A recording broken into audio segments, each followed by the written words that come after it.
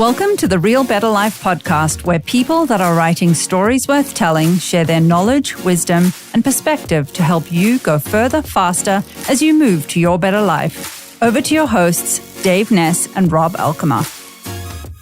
All right, welcome to episode 10 of the Better Life podcast. Today I have with me my wonderful friend, Howard Hargrove. Welcome, Howard. Thank you, Rob. It's a pleasure to be here. Yeah, it's great to see you. The topic for today is going to be success to significance and making the move from success in sales, business, leadership, which I know is a huge portion of our listening audience, to significance or calling. And obviously, this is a topic that's come up for us a few different times at this point. And to kick off the episode, I want to share one of my all-time favorite quotes, quite possibly my favorite quote of all time. And it's by Aristotle. And he says, "Where your talents and the needs of the world cross, there lies your vocation." Right? That's good.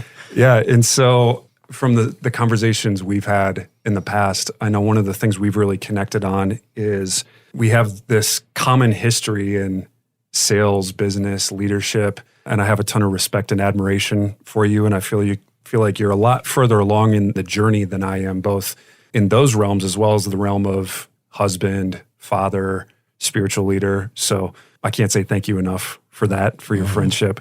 So I want to tap into some of that today because you made this move from having this really unbelievably successful career, which we'll get into in a second, but then getting to a point where you realized, hey, that success, while that was good and you were able to impact a lot of people, that wasn't necessarily your life's calling per se.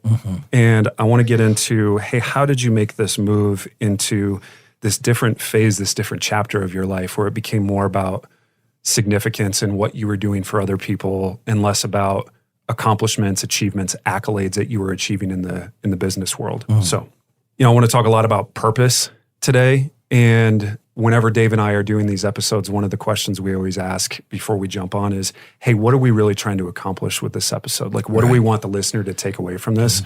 And as I was thinking about that, I hope what people take away today is this process and some inspiration from you on discovering your purpose and then figuring out a way to live out that purpose, which is exactly what you're doing right now.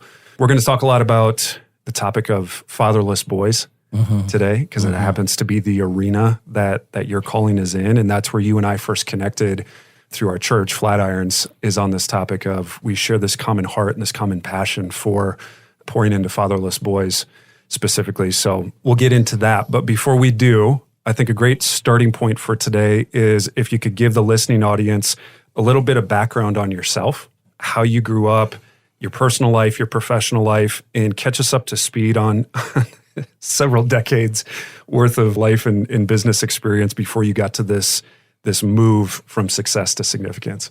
Well, I'll try to do that in a summarized fashion. No pressure. I had my 68th birthday last week, so I have a few... Happy birthday. Thank you.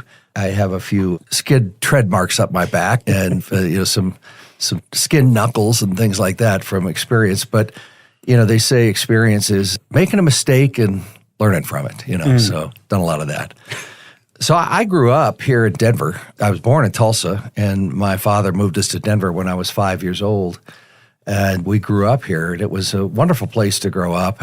Went to high school here, junior high school here, went up to University of Colorado State, where I met my lovely wife, Ann. We've been married 45 years this year. Go Rams. Go Rams, yeah. Maybe someday they'll have a football team we can all cheer for. Anyway, got degree in geology with the intention of teaching high school physics and earth science. At the time, I was doing a lot of volunteer work for Young Life, and I was leading the clubs. And in fact, my buddy and I, we opened the first club at Rocky Mountain High School, which is now a big high school in Fort Collins. We opened the Young Life Club there.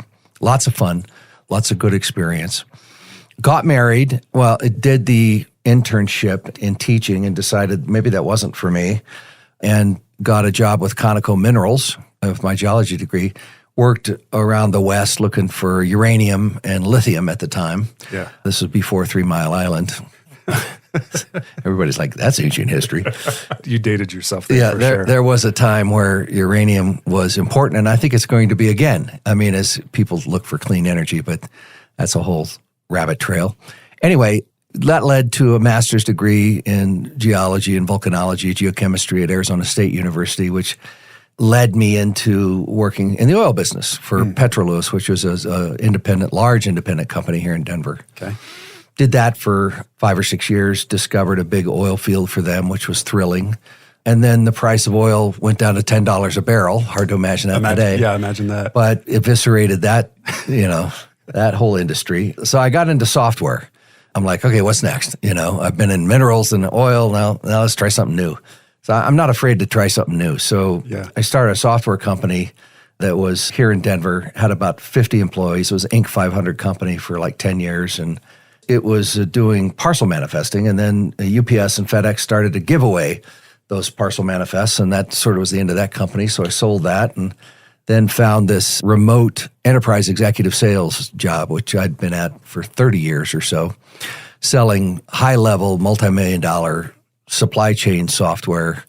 I happened to be with a company that was working with the largest retailers in North America. So I was traveling all over, sitting with CIOs and CEOs and CFOs of, Fortune 100 retailers, which was interesting, helping them solve their problems and that sort of thing. It was an interesting business. But after doing that for 30 years, 20 years with the company I retired from, there was just a sort of a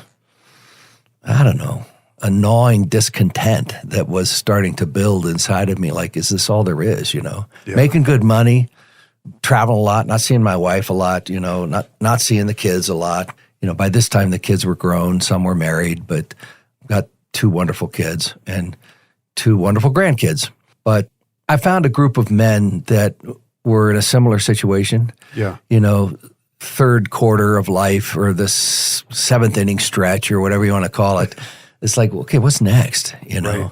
We would talk about that and we would pray about that and we would, one of the guys that was leading, I'm so grateful for, Jeff Spadafora. He started this group of 10 guys and we shared life and we shared our successes and our failures and what do we want? And his admonition was he was a halftime coach of coaches. And Bob Buford is the one that really coined success to significance, right? In his book, Halftime. And Jeff was the guy that was training the coaches to coach all over the country. So he had great tools in his belt.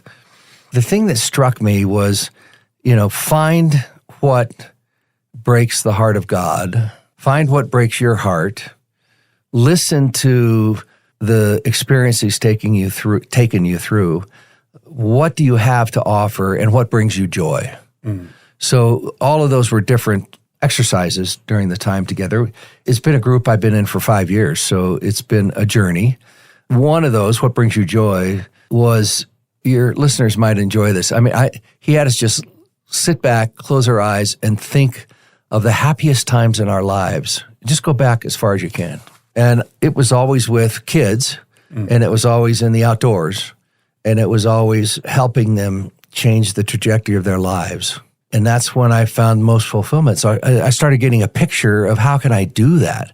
How can I get involved with kids that need help and really need a life change trajectory? They're heading down the wrong path, and use, God's great outdoors for a classroom to show them that life is bigger than, an iPhone, right? And social media and all that kind of stuff. Yeah, so good. Yeah, so when I ran across Fathers in the Field, it's a mission with the purpose of rebuilding and rekindling the spirit of fatherless boys that have been abandoned by their father. And there's a deep, deep father wound in a boy when he's abandoned by his father, when he's 2, 3, 4, 5, 6. It never goes away unless one deals with it, right? Right. How did you stumble across Fathers in the Field? Well, I was doing research. If you look, one of the things that I have in front of me here is a bunch of Bible verses about God's calling of his church to take care of the fatherless and the orphans, the widows, fatherless or orphans, and their mothers, which are the widows of our day, right? Mm-hmm. And so it wasn't hard to find lots of scripture to say, this is important to God, right? Yeah. And I had a friend who is a great man who found Fathers in the Field before I did, and came to me 7 years ago and said, hey, I'm this is a great ministry. You'd be great in it. And would you support me? And I said, sure. So I was supporting him a monthly check for a while. And he said, you'd be a great mentor, Father. And I'm like, oh, I don't have time for that. I'm too busy doing this stuff. And I don't know. But he kept after me, and God kept after me, Yeah. And I started looking into it, and I said, this is fantastic, So with the help of these men to give me the courage to quit a lucrative job that I was very good at and spent 20 years, rising to the peak, this is much less financially rewarding, but much more wholly rewarding thing that I'm doing. So Right. And would you say, it's funny, you ran through some of your background pretty quickly. yeah. And I made a couple notes because I'm like, well, hold on a second. You glossed over that probably quicker than you should. You built this business, National Registers, for 10 years. Yeah. And you grew that from, correct me if I'm wrong, you grew that from a startup business to about 50 employees before you sold it. Right. Like, that's a huge deal. Yeah. That's not just some little blip on the timeline of your life. Well, you learn a lot doing that. You sure do. So you have this incredible experience where you've worked for corporate giants, and then you've also started your own company. Right. Didn't just start it, but scaled it, made it into something very successful over a decade's time, and then moved back into this corporate world. But you were interfacing with corporations. You were interfacing with a lot of the big wigs. You were in sales. It's cool. You just have this unbelievable breadth of experience. And I wanted to ask, do you feel like that 30 years of work experience that you had, success in sales, success in business, seeing both sides of that, would you say that set you up to be able to pursue this calling later on in life? Yeah, there's no doubt. Because on the one hand, I think somebody could be in the position where they're looking at the work they're doing is not necessarily their calling, and feel like I need to get out of this and I need to find a career or a position where I am pursuing my calling and that overlaps with my work. But my bet is that some of that financial success you experienced in that world gave you some breathing room to be able to dive into this calling. Yes. Is that fair to say? Certainly. You learned some incredible skills. You learned how to talk to a pretty wide variety of people. And as you've transitioned into this new world where I think it's been about 2 years. Yeah, a little over 18 months. Yeah, that you've been a regional field missionary. Yeah. Talk a little bit more about why Fathers in the Field versus some of the other organizations that you could have partnered with. And then you mentioned this father wound. And I definitely wanted to hear more about that. If you can share more about this father wound and why that really strikes the chord of your heart. Before I do that, I'd like to go back and touch on what you just said about life preparation. Mm-hmm. There is a wonderful vantage point from being almost 70. You look back on your life and you go, I didn't get it at the time. But I spent 10 years being a Boy Scout leader.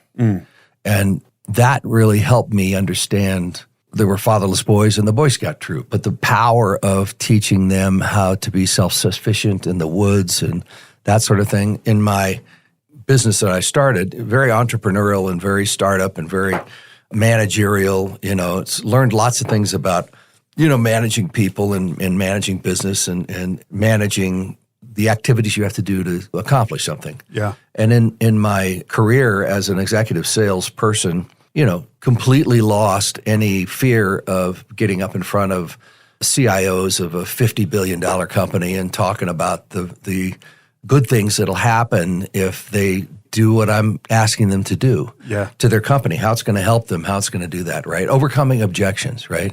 Mm-hmm. So today, my job is to find churches, very much like cold calling, right? And engage with the senior executives, which are the senior pastors, and try to plant in their heart a good thing that would happen to their church and their men and the boys if they plant this ministry in their church, and then get them to act on it.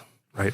Which is, 40 years of experience in doing that. So you look back and you go, gosh, God, I guess you know what you're doing, Totally. It's crazy. It is crazy. And all the times that you're wading through the muck going, oh, what's this about?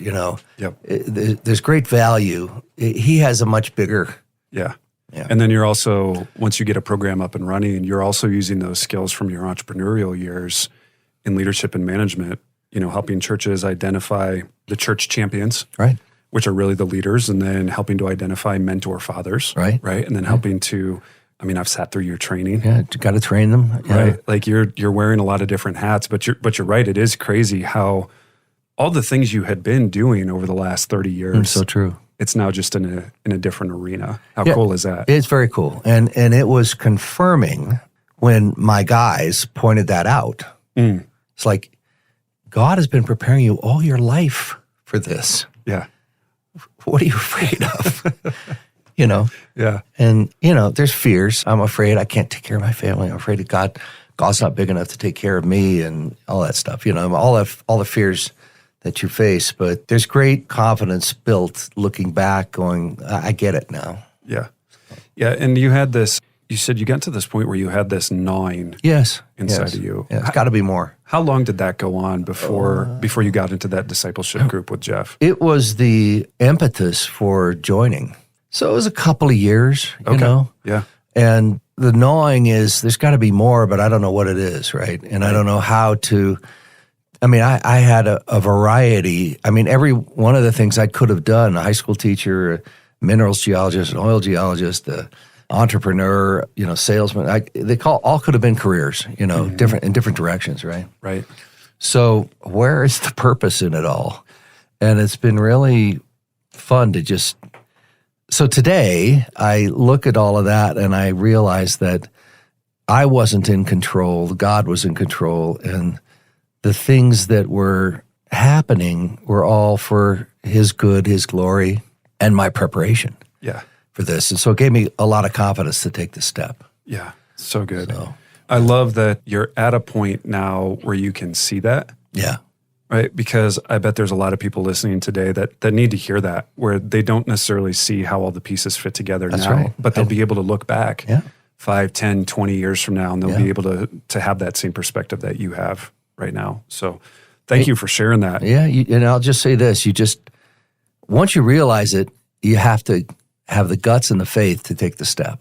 Yeah. And it's funny how you say it's a gnawing, right? Because once you start feeling that, it doesn't just go away. That's right. Like you're kind of ruined from that point on. But it's the beginning of the opening of the seed. That's right. I say ruined. No, it's true. It's not a bad thing. But it's true. You're very used to the way things are, and it's all going to be different, and that's hard and change, and But oh my goodness, yeah. But realizing that a seed has to die, and then break open before something new can come out of it. Yeah, that's awesome. So go back to this father wound, because you felt this calling. You put in the work to, I'm going to say, take personal inventory of your strengths and what gave you joy, and you got into this group. And as you were discovering these things, and then you, not by accident, ran across Fathers in the Field from this friend of yours, what was it in particular about fatherless boys and this father wound that drew you into that? And talk about that father wound. Yeah, it's a great question, Rob, a great question. And one that is absolutely central into what pushed me over the edge, right? Yeah. I wanted to do something that was good for not only God and the kingdom, but for the society and America. I bet most of your listeners don't know that there's 50% of the children in America are fatherless. They're growing up without a dad. Yeah. On average, in Chicago, it's 90+%, in the inner cities, but in the rural areas, maybe it's 30, but still, on average, 50%. There's 12.5 million boys that don't have fathers in this country. Yeah. So when I realized that and started researching the impact of the father wound, it's very quickly you see that 85% of boys in juvenile detention centers are fatherless. Yeah. That blew my mind when you shared that with me the first time. It's crazy. Yeah. But it's true. And most of the rapists are fatherless, and most of the adolescent murders. Many of these mass murderers that pick up these guns are fatherless boys. So they have a wound inside of them they don't know what to do with. Yeah, it's an epidemic. It is an epidemic. And this country has the highest level of fatherlessness of all developed countries in the world. That's insane. It's insane. Yeah.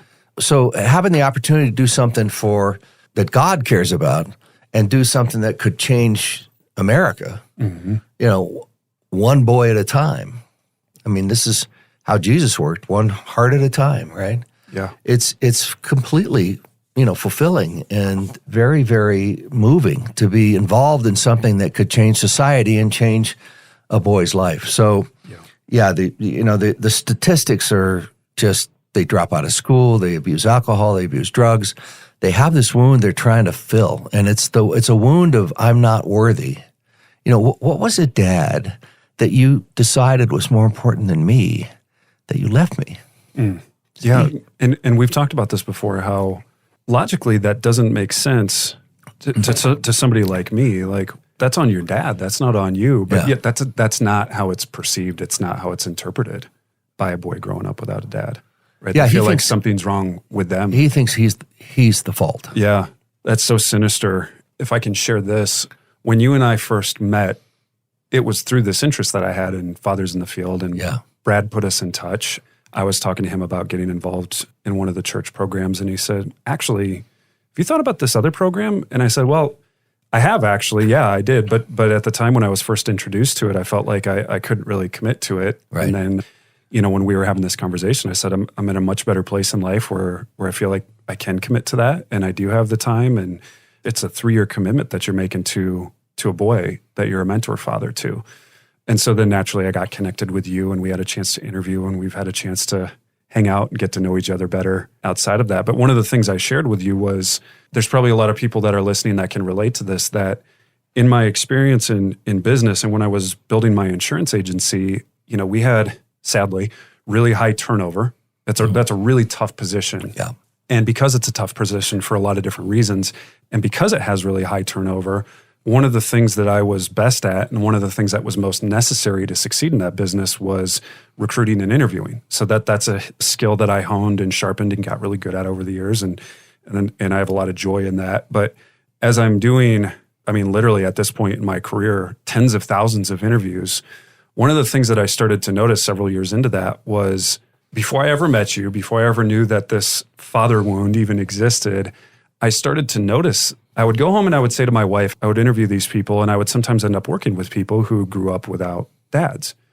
And I would say, I see these guys at 20-something, 30-something, 40-something, 50-something years old that are still dealing with a lot of baggage that they haven't really resolved, they haven't really dealt with. And in a really tough sales position like that, where it's full commission, lots of cold calling, lots of rejection, that brought to surface a lot of that stuff. And it was really uncomfortable for a lot of those guys. And I saw it really hold back some guys. And then I saw other ones who performed at an unbelievably high level, but it came from this really unhealthy place. Interesting. Yeah. Right? Of their achievement came from this feeling of, I'm not good enough. I have to prove something to myself and to people around me. Yeah. And that's a never-ending cycle that just ends up in exhaustion and emptiness, because at some point it doesn't matter how much you put up in numbers. It doesn't matter how much money you make. It doesn't matter how much recognition you get. That doesn't truly fill that void until you heal that wound. And so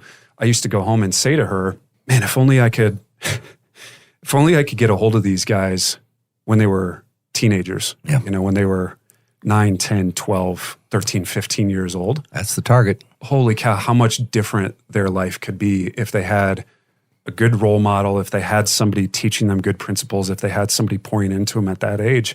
But it's unbelievably sad. My heart went out to a lot of these guys where you can see, like, they're still struggling with this stuff at 50 years old. And they're still looking for their next career, and they're still dealing with a lot of this baggage. And man, I just felt like I saw that so much that before I really knew some of the stats that you just shared, I saw this is a problem. This is a problem, that there's a lot of guys out there who haven't had really good role models in their life. And there's actually a pretty big gap that's missing from not having a dad in the picture when they were coming up. For sure. In the world. So many of these Follows boys, in fact, the statistics show that 85% of boys that have been abandoned will abandon their children.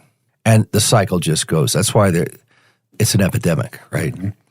The other 15% will try to prove to the world their worth, to their dad, that they may not know that I'm worthy, right? And they'll be CEOs, executives, they'll be high level, but you know what? They'll abandon their family by seeking their own fame and fortune.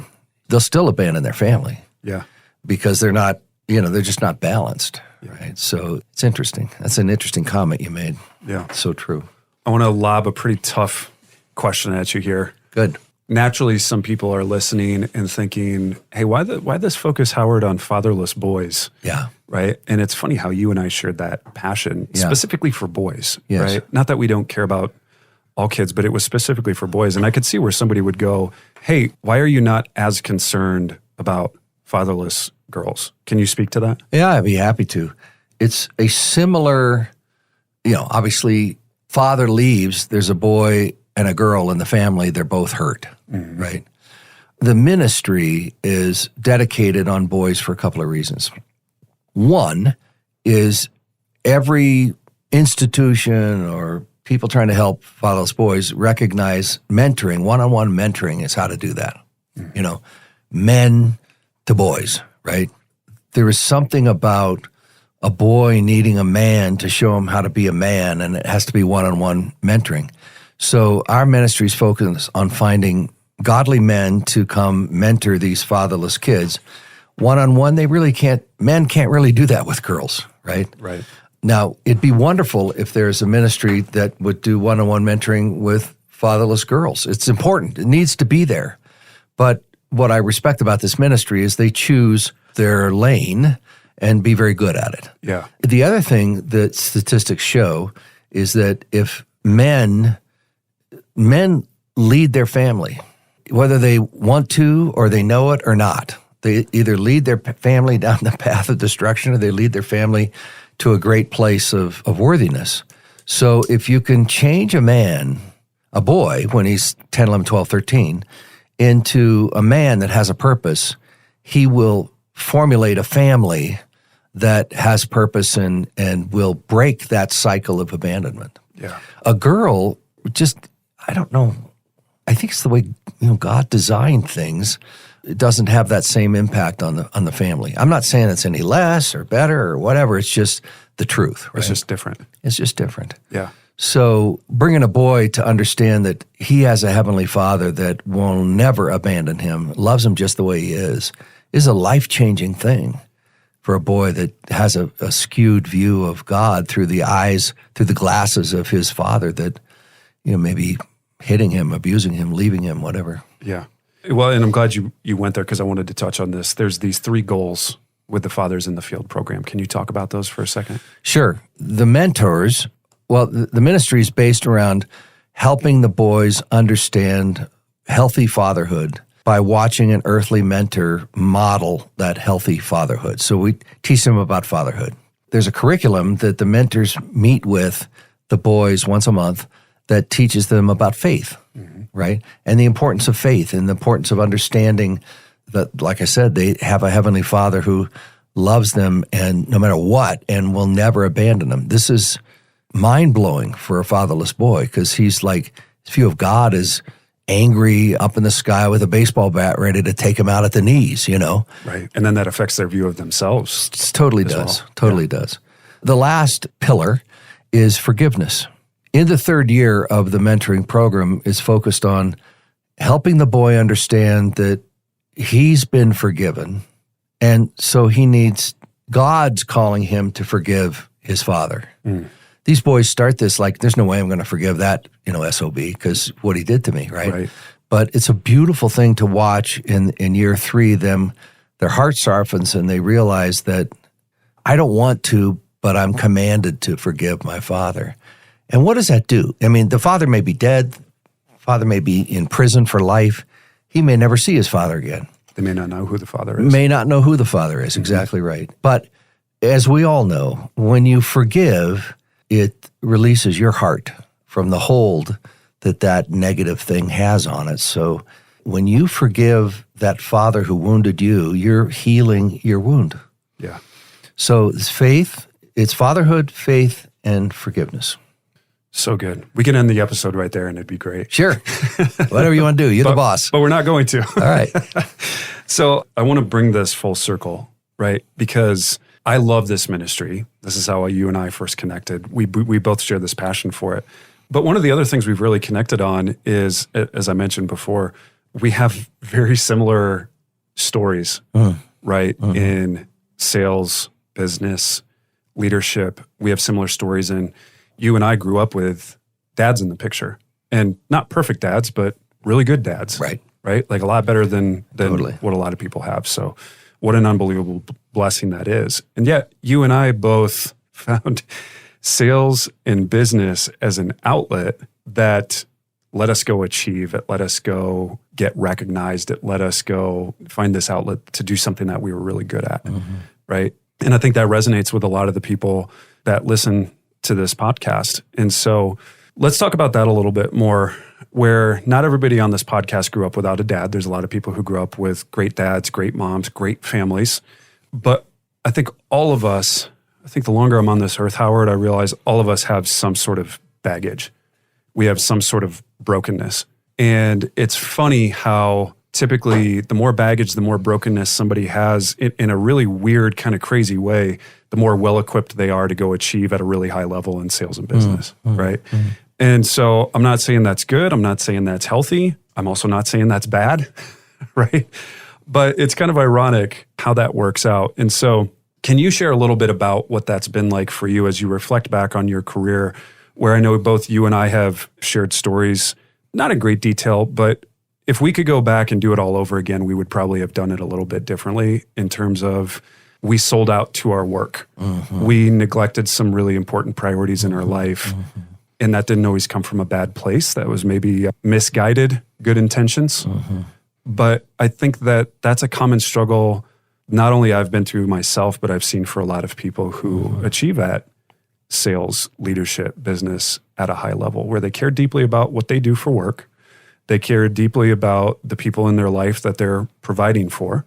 They care deeply about the people that they work with, and especially if they're in leadership, the people that they've been entrusted to lead and that they're shepherding. And yet that can lead to misaligned priorities, getting too wrapped up in your work, having a warped view of your identity and where your value comes from. Can you talk a little bit about what that's been like for yourself? And if you could go back in time and talk to your younger self 10, 20, 30 years ago, what are some of the pieces of advice or wisdom that you've gained that you'd want to share with yourself? You know, I've had the opportunity to mentor younger men in business, and ones that are starting out, and especially ones that are bright-eyed and all excited about starting their own company. And I advise them to be sure to count the cost. When I started my company, you know, failure wasn't an option. It was the kind of thing that it had to happen. It was hard. It was software, so I'd spend all day selling an idea. Then I'd come back and I found this great programmer that I'd sit with him from 7 p.m. till 2 a.m. every night, and on Saturdays from 10 a.m. to 2, and Sundays from noon to 2 in the morning. And we did that 7 days a week for 6 months, right? Yeah. And it was at the same time my daughter was born with a lot of health issues, and I just wasn't home. I wasn't supporting my wife. I wasn't supporting my daughter. I was completely consumed in making this a success. Now, in my own mind, I rationalized it like I'm providing. This is what God wants me to do. I'm providing. Yeah, but I think that's what we all do. we all do. Yeah. But it's a minefield that I learned through thousands of dollars of counseling later, that in reality, it was all about me. It was all about my pride. It was all about me showing to the world that I could do this and I could be successful, and everything else was to the side. And I didn't have balance. This hit me. My daughter was 3. My wife came home from the grocery store. She was in the grocery cart, you know, how you put them on the front here and drive them around. And she's in the grocery store and she's pointing, "Is that my daddy? Is that my daddy?" to these men in the grocery store. She comes home and says, "You won't believe what happened today." And it tore my heart open. Yeah. You know? What a gut shot. Yeah. And I have no memories of her first 3 years of life. I mean, you can't get that back. Yeah. So what would I do different? I'd do that differently. Yeah. Yeah. I appreciate you sharing that. Yeah. Yeah. There's obviously a lot of emotion behind that. And if I can give you a second here, I think something you said there that's really impactful is I know you were half joking, right? That cost me thousands of dollars in counseling. Yeah. But it was good. Yeah. So me too. Yeah. Me too. So if any part of that relates to you and you're listening to this and you're not in counseling, do it. Do it. Yeah, do it and get over yourself and get over this stigma that if you're going to counseling, there's something wrong with you. Hey, newsflash, there's something wrong with all of us. Yeah. And the sooner you can find somebody to talk to and help you unpack that and understand that and understand the story and the narrative behind that and then some strategies to deal with that, you'll just be in such a better place. Amen. And thank God for those good people in our lives. So there's an action step for you right away. And then you said this word that I hear a lot that I think it's funny because I always go, makes me shake my head and I get nervous and my anxiety level goes up. This word balance, right? Because it's hard. It's so hard and it's unbelievably subjective. And can you talk a little bit about that when you talk about like finding balance? How does somebody that's listening to this, how do they achieve success and how do they crush it at whatever it is that they're doing? Because I think there is something honorable in that. Yeah, totally. And I think there's something that pleases God when we take what we do and we take our gifts and abilities and we do whatever that thing is that we're doing with excellence. Like we're really committed to it, but not doing it at the sacrifice of other things that frankly are more important in life, like our spouses, our kids, our relationships, our personal health, our spiritual health, our physical health, right? Talk a little bit about how does somebody find that balance and do really well at both? Wow. So at that 3-year mark, when she was 3, I was desperate to find something.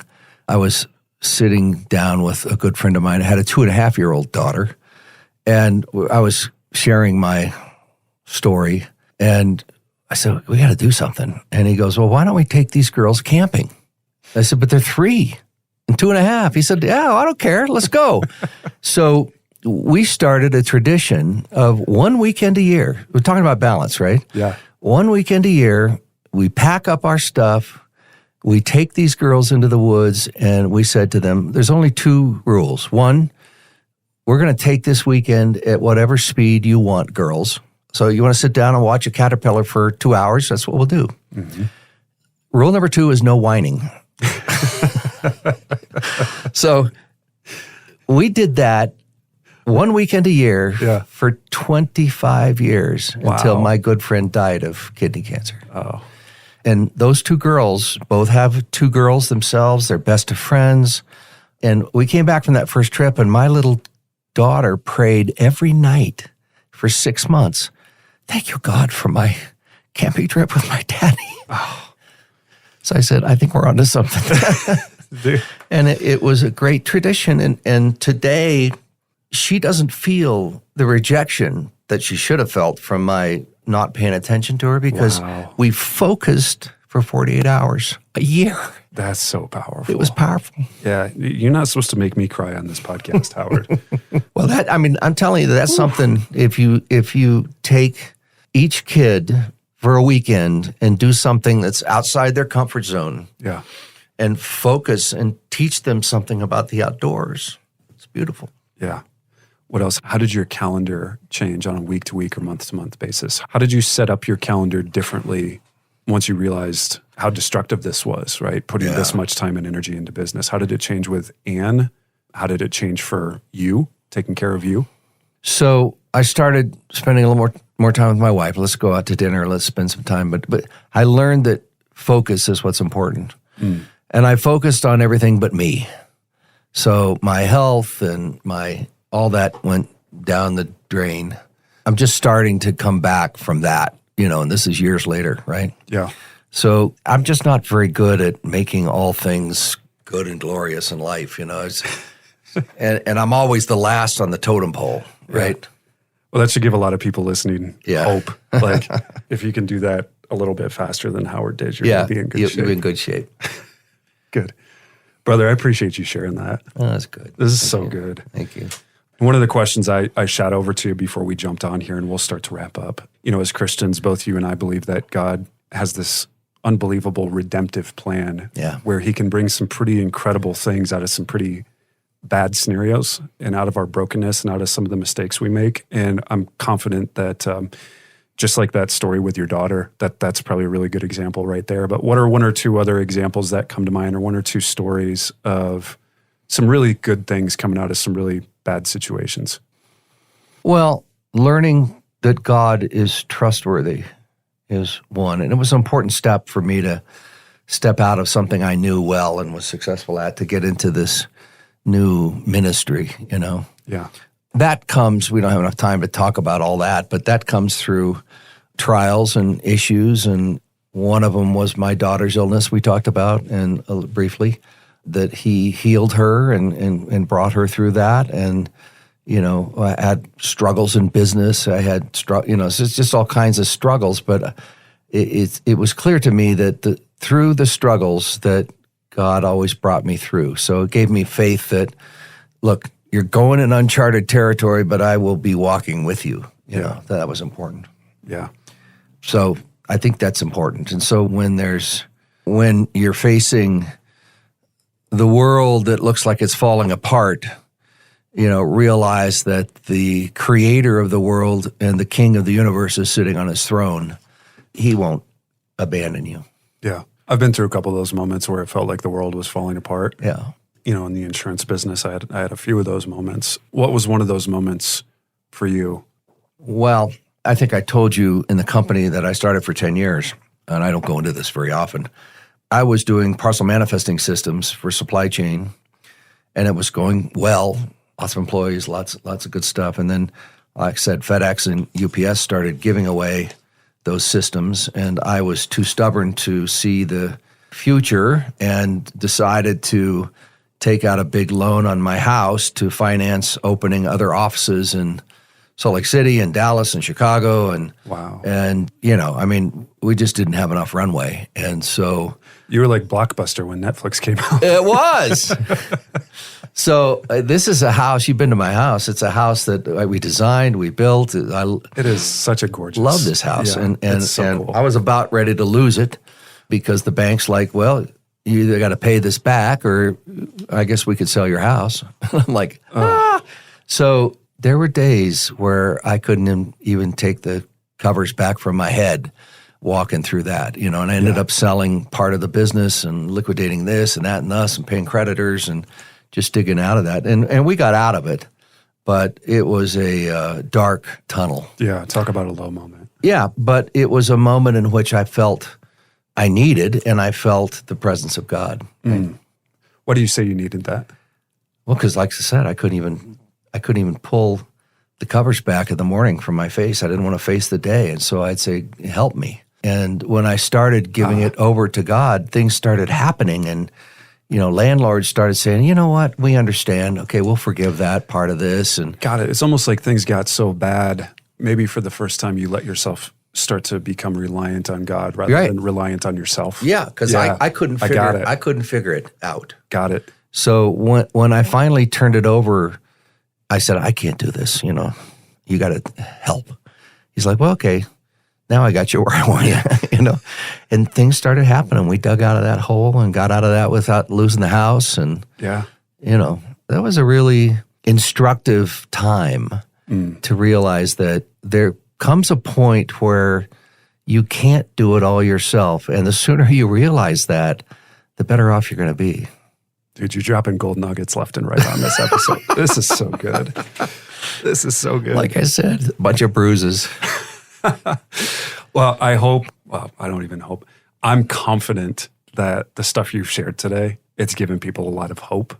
It's given them some perspective. And it goes back to the whole purpose of why we do this podcast is you're writing a story worth telling. I mean, you're still in the process of writing that story, but it's a really cool story so far. And here you are sharing, some of the knowledge and perspective and some of the lessons that you've learned along the way. And I'm confident that that's going to help, people that are on here go further faster in their own lives and be better equipped to be in a good place on their journey as well. I think these problems that you're sharing with us, Howard, these are problems that all of us have dealt with in some form or fashion at some point. So good to hear somebody be on the other side of those problems and to have the good attitude to be able to see the lessons from those and not just wallow in the misery. As we wrap up, Dave and I both have this tendency to be very theoretical. And we talk about all these powerful ideas and powerful concepts, and it's really invigorating, but sometimes we got to buckle down and actually make them practical. Right. Right. So we like to have a couple action steps or a couple to-do items for people as they get off of the episode. So if there was one or two or three things that you would encourage people to do based on the content we talked about today, what would be the action steps getting off of here? I appreciate that question.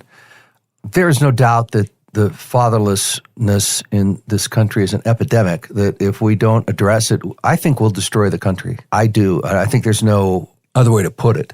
So the answer that we have found over the years, this ministry's been active for 15 years, is to find guys like me who are willing to go knock on doors of churches and help pastors understand that guys like me can help them plant, train, and grow a ministry for fatherless boys in their church where their men can rise up to be these mentor fathers and change the lives of these boys, at the same time changing the lives of these men. Most of these men that I've met say, I've never done anything that's nearly as important as this, what I'm doing. Yeah. It's the best thing I've ever done in my life, right? Yeah. So there's two action steps, I would say. Learn about this problem. I mean, you can go to fathersinthefield.com. You can look at the website. You can understand the problem.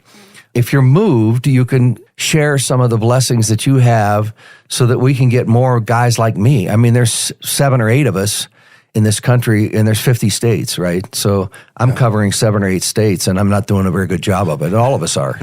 But we at least need 50 of us, right? Yeah. But it costs money. You know, it costs $175,000 to put a missionary on the ground for the first 18 months to train him and pay him a base so he can start raising his own support. So that's how you can impact this, is to help us raise more missionaries. And you can do that by, like I said, going to the website. You can help support me. I mean, I need that too. So I think that's, if you're not feeling moved, well, you can go to your church and say, I want to be involved in this, Pastor. Yeah. And then on the website, there's a way for you to say, I want to be involved as a mentor father or a church champion. And if it's in one of my states, it'll come to me. And if it's in another state, it'll go to one of the guys. And they'll call you and they'll work with you to try to get in front of a pastor to start this ministry in your church, you know? Yeah. Being a mentor father and being a church champion, which is what you've been for a while, is very fulfilling. You know, I mean, this is really important work. Yep. So get involved. Yeah. I love it. I love it. So just to recap, you guys need more regional field missionaries, Right. which is the position you're in. You need church champions. You need more mentor fathers. You need more partners. And you also need financial support, right? And so there will be people on here that I'm sure are felt led or called to pitch in one of those areas, or you may know somebody that you can pass this along to that feels led in one of those areas. And even if you don't, one other thing that we touched on before we started the episode was, even if you're like, hey, this is great information, I love it. Obviously, you're very passionate about this, Howard and Rob, but this doesn't really feel like my calling, or it's not a direction I'm being led in. I think that the takeaway that I wrote down is how critical it was for you to get in that discipleship group. Yeah. Right? How impactful it was for you to be around 10 men that were at roughly the same place in life, asking a lot of the same questions, and to really put in work. Absolutely. Right? And taking personal inventory and being really vulnerable in asking yourself new and different questions than what you had been asking yourself before then. And regardless of whether that's through your church, through a religious organization, or something that has absolutely nothing to do with, church or religion at all, getting into a mastermind group, getting into a small group with other peers that are, at the same place in life or in business. I just think there's so much power. It's critical. Yeah. And having a group of people around you like that are asking different questions and looking for answers. So that's a good takeaway. If that's the only thing somebody got out of this episode, I think there would be a lot of value in that. Well, and if you can't find a group, start it. Right. Right? Yeah. If you're in the Denver area, look up The Way to Life. The Way to Life. That's the group run by Jeff. He's starting new groups every year. Yeah. Of similar like-minded guys, and it's a wonderful thing. I'll put a little plug in for him because it was life-changing. But love it. I think, as you said, Rob, the power is getting together with men and being real. Mm-hmm. Drop the facades, talk about real stuff, yeah, and help each other. Yeah. Yeah, there's something about community. Like, there's no denying that we were designed and made to be in community with other people. Without a doubt. Good stuff. One last thing. You touched on this book by Bob Buford. I know we just glossed over that really quickly. Sure. It's called Halftime. It is. Is that right? Probably not a bad idea for somebody to pick up a copy of that. No, it's good. It's really good. It is. It will help formulate ideas of how to go from success, because this was his ministry, from success to finding the significance in your life, that it's where you can feel like I'm doing the thing I was created to do, which is how I feel right now. I mean, and I've never felt that before. This is all my life. I was prepared for this moment and this time like this, Yep. And it took 60-something years. Pretty powerful. Yeah, it's never too late. That's right. That's exactly right. Well, good, man. That's a great place to wrap up. Thank you for coming on. Oh, it's been a pleasure. Thank you, Rob. It's wonderful to be here with you. Well, the pleasure is ours. Man, can't thank you enough for making time for this. And with that, we will wrap things up and see you next time. Beautiful. Anytime.